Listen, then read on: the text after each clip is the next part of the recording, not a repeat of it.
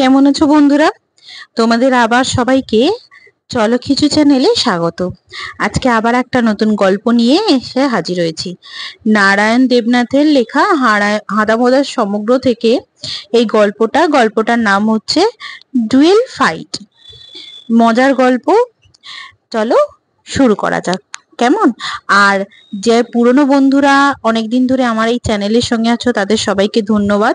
আর যে নতুন বন্ধুরা প্রথম আমার এই গল্প শুনছো তাদের কাছে একটাই অনুরোধ, তারা চ্যানেলটাকে সাবস্ক্রাইব করে দাও আর বেল নোটিফিকেশনটাকে অন করে দিও, যাতে নতুন নতুন গল্প শোনার জন্য তোমাদের তাড়াতাড়ি তোমরা সূচনা পেয়ে যাও। কেমন? চলো শুরু করা যাক।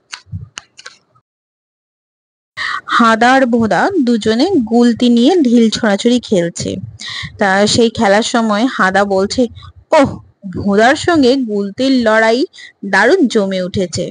আর ওই ঢিল ছোঁড়াছুড়ি খেলাতে একটা ঢিলি পাথর আর কি পিসমশাইয়ের জানলার কাঁচ ভেঙে ঢুকে গেছে। সে সময় পিসমশাই রেগে বলছেন, হাঁদার জ্বালায় শান্তিতে একটু কাগজ পড়বার জো নেই। পিসমশাই তখন রেগে গিয়ে হাঁদা আর ভোঁদা দুজনের কাছ থেকে গুলতিটা কেড়ে নিয়ে আর কি বলছে, এই সাংঘাতিক জিনিস দিয়ে আর খেলা নয়, যাও তোমাদের জয়েনারি সেট নিয়ে খেলা করো গে। তখন হাঁদা ভোঁদা দুজনেই একটু বিরক্ত হয়ে বলছে, ওহ। এদিকে আবার ওদের খেলার সেট থেকে কাঠের তরোয়াল তৈরি করেছে, করে তখন আবার খেলতে খেলতে আর কি বলছে, হাঁদা বলছে, জয়েনারি সেট থেকে কি খাসা কাঠের তরোয়াল তৈরি করেছি, আয় অসি যুদ্ধ করি। তখন ভোঁদা বলছে, ঠিক আছে, সামলা। খেলতে খেলতে তখন হাঁদা তার পিসমশাইয়ের বসানো গাছগুলোকে কেটে ফেলেছে। তখন হাঁদা বলছে, মরেছে, পিসমশাইয়ের ফুল গাছ খতম।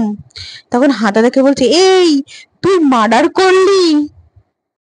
পিসমশাই আবার রেগে গেছেন, রেগে গিয়ে তখন ওদের কাঠের তরোয়ালগুলো ভেঙে দিয়েছেন। তা বলছেন, ব্যাস, এই জিনিস দিয়ে আর কোনো খেলা নয়। পিসমশাই হাঁদা আর ভোঁদাকে দুটো ঝাড়ু দিয়ে বলছেন, এই নে, এবার বাগান সাফ কর, এতেই তোদের অপকর্ম বন্ধ হয়ে যাবে। কিন্তু দুজনেই তো দুষ্টু, দুজনের কি আর কাজ বন্ধ হয়, অপকর্ম বন্ধ হয়? ওই জন্য আবার শুরু করেছে।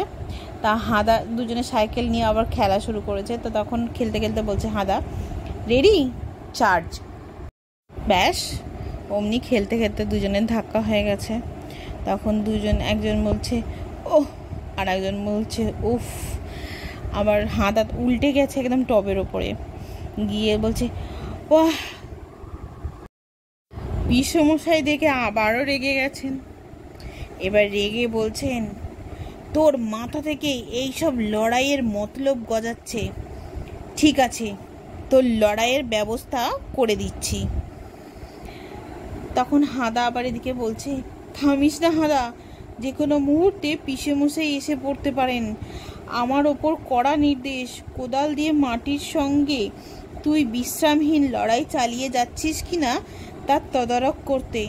তদারকিতে বিন্দুমাত্র শৈথিল্য ঘটালে এই লাঠিটা আমার পিঠে ঘায়ে ভাঙা যায়, তার পরখ করা হবে। কাজেই বুঝতে পারছিস? মানে এটা ভয়ে ভয়ে ভোঁদা হাঁদাকে বলছে। হাঁদাকে পিসমশাই মাটি খোঁড়ার কাজ দিয়েছে তার দুষ্টুমির শাস্তি হিসাবে। তো বন্ধুরা, এই গল্পটা আজকে এই পর্যন্তই। তোমাদের গল্পটা কেমন লাগলো সেটা কমেন্টের মাধ্যমে জানিও। ভালো লাগলে লাইক করো আর অবশ্যই শেয়ার করো। আর চ্যানেলটাকে নতুন বন্ধুরা প্লিজ সাবস্ক্রাইব করে দিও। কেমন? চলো, টাটা।